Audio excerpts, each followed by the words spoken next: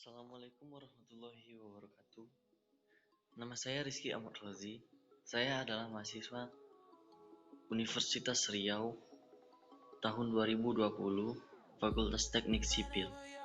Di pertemuan kali ini, saya akan menjelaskan tentang kegagalan konstruksi pada jembatan Kutai Kartanegara yang dibimbing langsung oleh dosen Edi Yusuf. Sebelum kita mengenal lebih jauh tentang jembatan Kutai Kartanegara,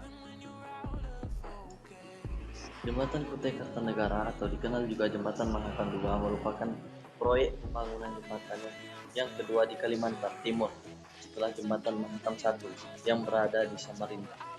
Jembatan Kutai Kartanegara atau Jembatan Kukar ini memiliki keunikan yaitu desainnya yang nyaris sama dengan Golden Gate di San Francisco, Amerika Serikat. Kegagalan konstruksi pada Jembatan Kutai Kartanegara berdasarkan Peraturan Perundang-undangan Nomor 29 Tahun 2000 tentang penyelenggaraan jasa konstruksi dalam bab 5 Pasal 31. Kegagalan konstruksi adalah keadaan hasil pekerjaan konstruksi yang tidak sesuai dengan spesifikasi pekerjaan sebagaimana disepakati dalam kontrak kerja konstruksi, sebagian maupun keseluruhan sebagai akibat kesalahan pengguna jasa atau penyedia jasa. Selanjutnya, penyebab kegagalan konstruksi, yaitu yang pertama, umur atau daya layan jembatan. Yang kedua, kesalahan dalam perencanaan. Yang ketiga, kesalahan dalam studi kelayakan. Yang keempat, perawatan atau maintenance.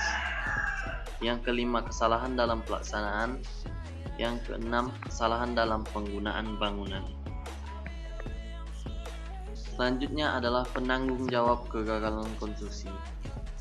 Dalam penyelenggaraan jasa konstruksi tidak memenuhi standar keamanan, keselamatan, kesehatan, dan keberlanjutan sebagaimana dimaksud dalam pasal 59. Pengguna jasa dan atau penyedia jasa dapat menjadi pihak yang bertanggung jawab terhadap kegagalan konstruksi.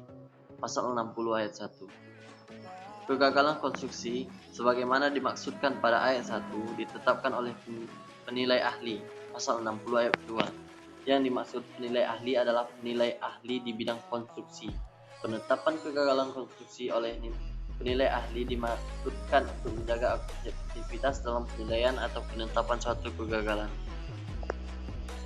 Menteri harus menetapkan penilaian ahli dalam waktu paling lambat 30 hari kerja terhitung sejak diterimanya laporan mengenai terjadinya kegagalan konstruksi. Selanjutnya, analisis penyebab kegagalan konstruksi Jembatan Kutai Kartanegara atau Jembatan Kukar, yaitu pertama, adanya pengaruh maintenance atau pemeliharaan saat insiden terjadi maintenance, pemeliharaan sedang berlangsung. Yang kedua, adanya peningkatan beban hidup yang bisa menjadikan terjadinya kelebihan beban atau overload. Itu sering terjadi karena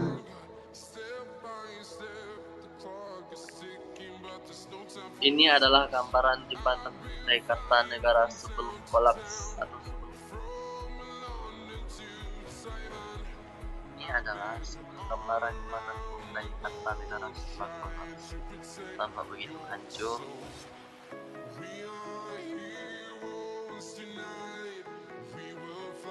Akibat yang ditimbulkan dari kegagalan konstruksi jembatan Kutai Kartanegara.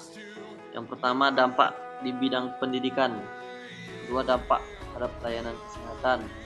Dampak di bidang lingkungan. Dampak terhadap kegiatan perdagangan. Dampak di bidang pariwisata. Dan terakhir, dampak terhadap kegiatan pertambangan. Solusi dari kegagalan konstruksi. Untuk menyeimbangkan volume kendaraan, sebaiknya pada saat perawatan jembatan, volume kendaraan dibatasi dari titik awal jembatan dan menutup semua jalur yang sedang dilakukan perawatan mulai dari tepi awal jembatan sampai tepi akhir jembatan. Sebaiknya diadakan pembatasan volume kendaraan terutama pada saat perawatan.